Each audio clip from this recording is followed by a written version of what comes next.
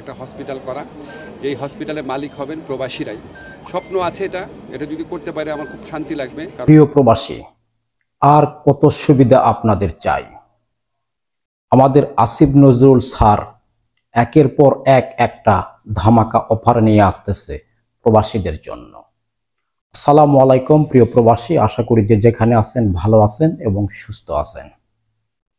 প্রিয় প্রবাসী, এর আগে আমরা দেখছি প্রবাসী কল্যাণ ব্যাংক, যে ব্যাংক থেকে আমার জানা মতে 100%-এর ভিতরে 100% প্রবাসী বলবে সেই প্রবাসী কল্যাণ ব্যাংক থেকে কোনো সহযোগিতা পাননি। আমি একজন নিজেই ভুক্তভোগী।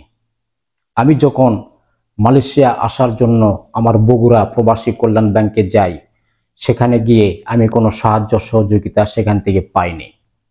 লাস্টে আমি আশা ব্যাংক থেকে 1 লক্ষ টাকা লোন নিয়ে আমি বিদেশে আসছি। অথচ যে ব্যাংকটি প্রবাসী কল্যাণের জন্য, প্রবাসীদের সুবিধার জন্য, সেই ব্যাংক থেকে আমি কোনো ঋণ পাইনি, কোনো সুবিধা পাইনি। তো এরপরে জানলাম যে এয়ারপোর্টে একটা প্রবাসী অ্যালাউন্স খুলেছে। প্রবাসীরা যখন বিদেশ থেকে দেশে গিয়ে নামবে ঢাকা এয়ারপোর্টে, যদি তাদের সময় এর অপেক্ষা করতে হয় স্বজনদের জন্য, বা হয়তো বা রাতে ল্যান্ড করছেন, আপনি সকালবেলা বাড়াবেন, সেক্ষেত্রে আপনার থাকা খাওয়ার ব্যবস্থা, সুব্যবস্থা সেখানে রয়েছে। সেখানেও ওই একই কেস। আমার জানা মতে কোনো প্রবাসী সেখান থেকে কোনো সুবিধা ভোগ করতে পারেননি। এখন আবার নতুন করে প্রবাসীদের হসপিটাল চালু করতে যাচ্ছে, শুধু প্রবাসীরাই সেখান থেকে চিকিৎসা নিতে পারবে। আমার জানা মতে এখান থেকেও কোনো প্রবাসী সহযোগিতা এবং চিকিৎসা সেবা পাবে না।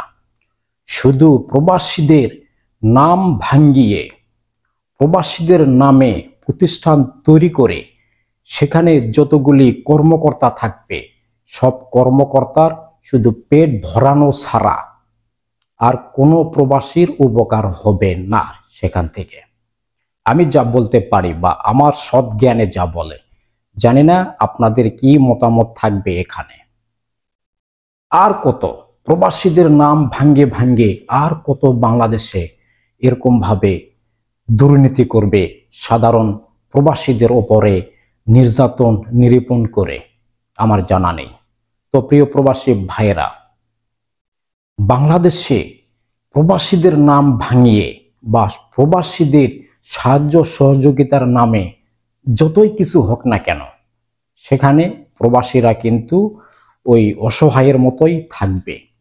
কোনো প্রবাসী সেখান থেকে সহযোগিতা পাবে না আমার জানা মতে। তো জানি না প্রবাসী ভাইয়েরা আমার এই কথাগুলি কিভাবে নেবেন, আমার জানা নেই।